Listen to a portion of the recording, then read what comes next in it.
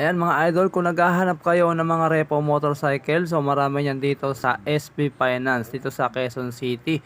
So ayan, nakikita nyo ang dagat ng motor, no? So marami silang mga units dito, puro repo units, no? So merong Honda Click, mga NMAX, PCX, Mio Gear, Honda Beat at iba pang mga motor, no? So marami kayong pagpipilian dito.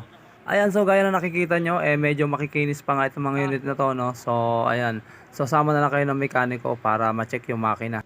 So, sample lang natin tong Mio Sporty na to, no? So, 2,433 ang mileage, 67,500 in cash, 12 months, 7,600, 18 months, 5,600, 24 months, 4,600, 30 months, 4,079, at 36 months, 3,645.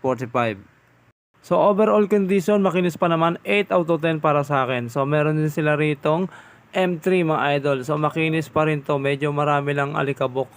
So ayan. So meron din silang Mio Gear. So marami ritong Mio Gear. Ayan, makikinis pa itong mga to. Nalikabukan niya lang mga idol. So check nyo na lang, punta na lang kayo dito for further information. Ayan, nagkakabulol-bulol pa. So ayan oh, ang gaganda pa talaga oh, ang kikinis pa. So sama na lang kayo dito ng mekaniko nyo, kung may kakilala kayong mekaniko para ma-check yung makina. Okay, check din natin yung price ng kanilang Mio Gear. So yung mileage niya mga idol nasa 7,952 pa lang, no. So yung cash price niya is nasa 65,000. So 12 months is 7,900 ang monthly.